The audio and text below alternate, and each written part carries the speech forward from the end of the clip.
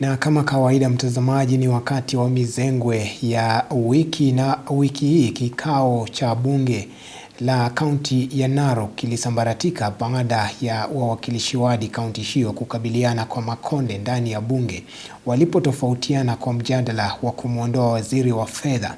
Naye afisa mkuu wa chama cha waelekezi wa watalii Kennedy Kaunda aliwaacha wengi vinywa wazi baada yake kumkosoa hadharani waziri wa kawi Opiyo Wandayi alipokuwa anatoa taarifa kuhusu waliokubaliana na wadau katika sekta ya usafiri wa umma kuhusu kusitishwa kwa mgomo wa wahudumu wa sekta hiyo.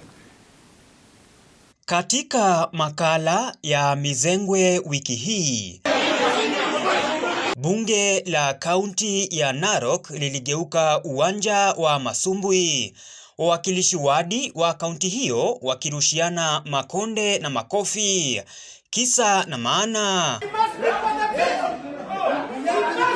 na ili kukuchorea taswira kamili ya mambo yalivyokuwa ndani ya bunge hilo, hebu mtazame mwakilishi wadi huyu alivyojiandaa kabla ya kusawazisha kofi ambalo baadaye lilionekana kutangaza hali ya hatari. Hapa kwanza akijiandaa kwa kumwondoa yeyote aliyekuwa karibu kuhakikisha hakuna lolote litakalozuia kofi alilokuwa akimwelekezea mwenzake. Lakini sio tofauti zote huisha kwa ngumi na makofi. Alipotofautiana na yaliyokuwa yakisemwa na waziri Opiyo Wandayi, Kennedy Kaunda, ama ukipenda bwana with all due respect, aliamua kutumia maneno kumrekebisha Wandayi. I believe bwana Chirchir, with all due respect, we did say that we are going to communicate here clear and open that we have not agreed.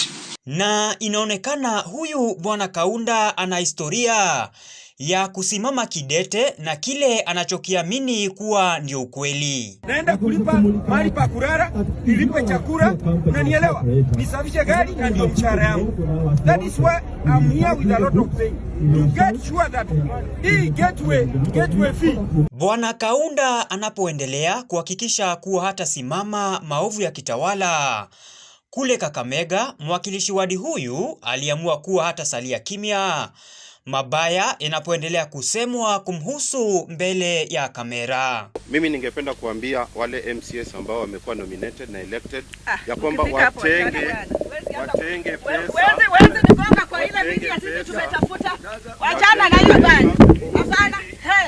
Pesa media mimi nimeleta labda natakuja kupiga nominated. Ungesema elected. Hiyo huwezi pinga hapa. So, hiyo hakuna hapa. Hakuna bwana. Hiyo hakuna. Hiyo hakuna.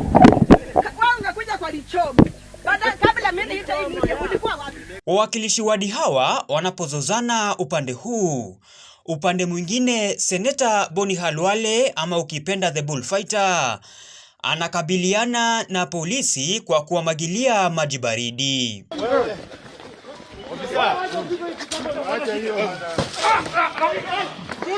Haya, tumalizie na mbwembwe za ziara ya Rais Ruto maeneo ya Pwani.